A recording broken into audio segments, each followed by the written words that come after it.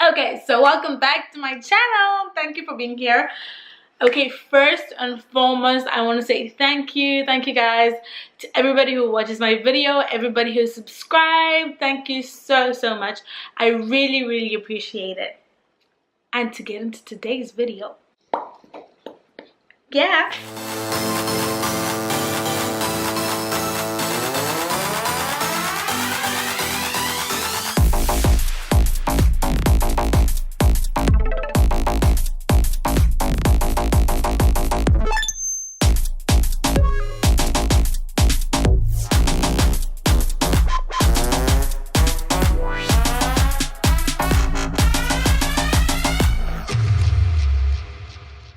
So today we're going to be talking about working in customer service. Okay, I will be honest, I was that one person that had like on my bucket list, I wanted to either work at a food joint, like, you know, like KFC type of thing, or at a retail store. It was something that was always on my bucket list. I know it's weird, but because I talk a lot, like, I always wanted a job that would help me to interact with people. And then I kind of found myself in the sciences department in university, and there I was in a lab coat with test tubes. Okay, I love sciences, but it wasn't as fun. And then I found myself working in Dubai in a retail store, and I was so excited about it because it's something that I always wanted to try out at least once in my life. But then here I am a couple of years later, and I'm still working in customer service. I still get to interact with people all the time, like on a daily basis. Different people, like lots of different people. It's overwhelming sometimes, but and most days, like, I'm just smiling and I'm like, oh, okay, this is what I wanted. So here I am. So what I wanted to talk about today, I'm going to be looking at my phone. Yeah, guys, I'm going to be looking at my phone because I did write some notes. I literally did this while I was in an Uber ride, because it just came to me. So I wanted to share 5 things that I learned while working in customer service. I'm certain that I learned more than 5 things, but these were some of the things that just stood out to me, and I wanted to share them. Because, I mean, we all have different ways of viewing customer service, alright? What is this? Okay, so the first thing, they're in no particular order, by the way. They're not like most important to the least important or whatever, but they're in no particular order. The first one I would say is that the customer is not always right. Okay, I know that, like, when you first start working in customer service, when I did, I was told that the customer is always right. But I would like to disagree with that. Like, after working in customer service, I would like to disagree with that. The customer is not always right. Why do I say that? Because, see, the customer doesn't know your company policies. So when they start violating your company policies, they're not right. They're obviously not right, because if you allow them to do so, you might find yourself without a job. Yes, allowing the customer to violate the company policies might just land you in trouble. Especially, like, if you're working in a job where, for example, what the customer does, sometimes it might affect their own safety or the safety of others around them. I would say don't allow them to be right. You do your job according to how your job is set out. If you're there to help keep them safe, obviously they're going to disagree with you at some point, but then you're going to use your customer service voice so that they listen to you, because these are company policies. So the customer is not always right. As much as we want the customer to always be happy, but sometimes if it's something related to their safety and the safety of others, they can't always be right. That's one thing. And then the second thing is that teamwork is important.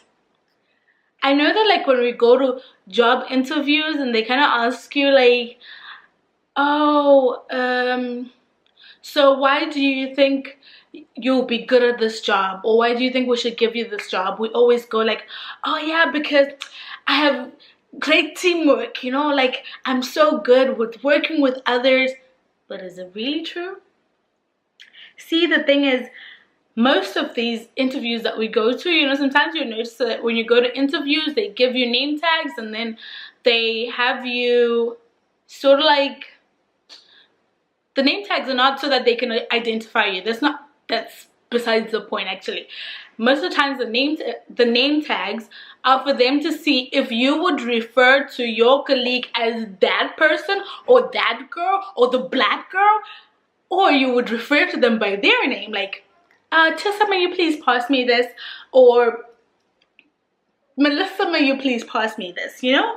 So they want to see if you will be able to work as a team in that way. So in the first place, if you're not able to even remember your teammate's name, that's just so wrong. It's just so wrong, guys. But what I wanted to actually talk about when it comes to teamwork is that, yes, sometimes there are people that are always slacking, but remember that when the customers look at you, they don't look at you as individuals. They look at you as a team. They look at you as a whole. You're not only representing yourself, you're representing the team, you're representing the company. So I feel like if you find that there are slackers in your team, you should just try motivate them. Like, or you can say, oh, maybe you could help me do this. If you feel like they're not doing anything, you're just like, oh, may you please help me do this. You know, it's very hard for people to refuse most times. I mean, it'll come off as rude. So you can just get them involved by asking them, because the thing is, yeah, because their weakness will reflect on the weakness of the whole team. Like, yeah. So it's not only the weakness of that individual, it's the weakness on the whole team. So if this person is, let's say, rude to the customer, or you can tell that like there's about to be fireworks between your colleague and the customer, you can just step in and be like, oh, you know, start talking to the customer, just rescue your colleague and have your colleague move away from the situation, because some people do get angry like really fast, and that will just be bad for all of you.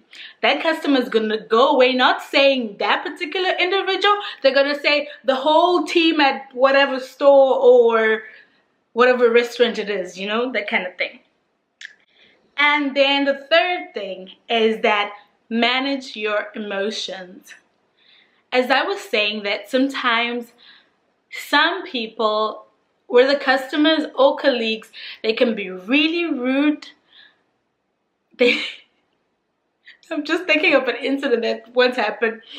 This one manager of mine, man, he could shout. Yeah, he was always just, it was his speciality. So you know me, I'm this very soft person, so like the minute somebody starts shouting at me, like you'll see tears in my eyes, you know, that kind of thing. So you're gonna be around people that are gonna shout at you, people that are gonna blame you for things that you don't even know, whether it be customers or colleagues. The good thing about that, if it's customers, is that when you go to most stores, you know, you have a back room, right? So while you're attending to the customer, you're like, yes, yes, smiling. And then when you go back to the stock room, you know, you can scream and shout and, I don't know, hit the wall or something, so that by the time that you get out there, you're like, yes, how may I help you? Yes, with a customer service smile. So you must be able to manage your emotions. Actually, I was telling about a story recently on my the last time I went to work, day before yesterday. I was telling a story about how I felt that these customers were really mean to me, and I was almost crying. And then I told myself, you know, be professional. You cannot cry at work. You cannot cry at work. I can tell you that by the time I got home, I was crying. I was like, am I any less of a human being? But then I realized that people can just be mean. somebody's having a bad day and they just decide to project it on you. So don't take it personally, just manage your emotions. And number four, okay, you should think outside the box, but within company policies, because in the end, customer satisfaction is important. I wrote this because, you know, sometimes we always think that all customers are demanding and all this, all that. But sometimes they're within their right to ask for certain things, and it's our job to provide it to them, right? Let's say they want a black shoe and then you only have brown, so you're now supposed to find a solution for them to keep them happy so that they always keep coming to your store or to use whatever service that you're offering, right? So you're supposed to think outside the box of how you can better help them, but without compromising the company policies. Like, okay, you can't say that maybe like a customer comes and then they're very angry and then they want to exchange a shoe. Actually, they want to return the shoe or something like that. And you're like, oh, I'm so sorry, this happened with the shoe, blah, blah, blah. Let me offer you a shoe for free. You cannot do that because it's not part of company policies. If you do that, you're going to pay from your pocket. So as much as you want to assist them, the best thing that you can actually do is to convince them to not return the shoe and convince them to exchange for another shoe. Offer them an option that seems better, you know. So that just saves you from making promises that you cannot keep because they're not within company policies. Okay, so yeah, you should think outside the box. You know, it's really special for some people when you go out of your way to do something for them and they actually do appreciate.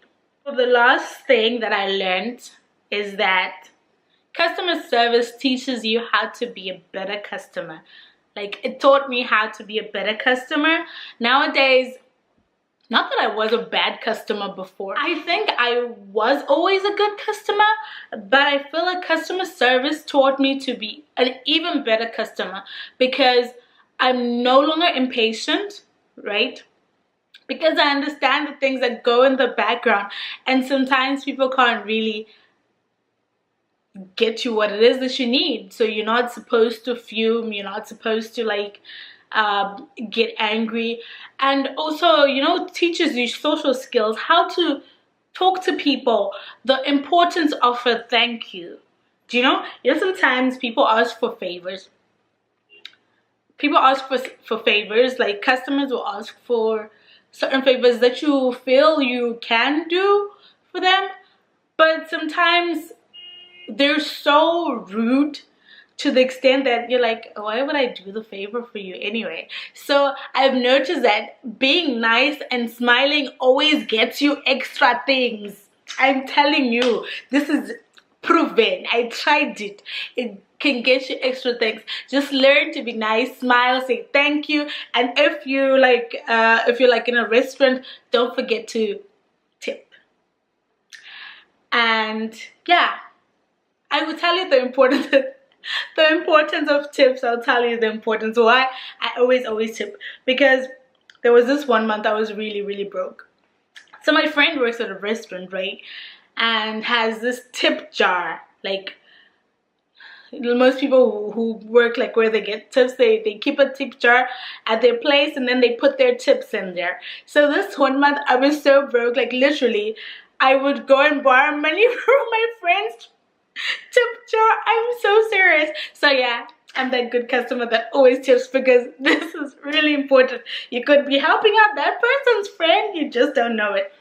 But yeah, so guys, customer service is really exciting. I really enjoy it. I enjoy it. You know, sometimes even with the most difficult situations, you always find a solution, and you hopefully always find a way to get that customer smiling and make sure that they're happy and they're coming back for your services again, you know. So yeah, I hope this will help somebody out if you want to work in customer service. And yeah, so I'll be sharing more of this in the next coming vlogs. But just so you tune in for my next vlog, guys. I am doing a destination vlog. Yeah. I'm doing a destination vlog, guys, and I will be going somewhere, and I'm so excited because I'm gonna see somebody that I haven't seen in years, and it's so exciting. Like, literally, I have my bags packed and I'm so ready to see her. So excited. So stay tuned for that. And guys, do not forget to like and subscribe to my channel because it means a lot to me. And I'm so glad that you guys are having this journey with me. I mean, I have a lot to share, but I mean, I don't want to overwhelm you so much, but I've got lots and lots to share. So just stay tuned and stay subscribed, and have your friends subscribe also. All right. Okay, so with that said, thank you guys for watching, and see you in my next vlog.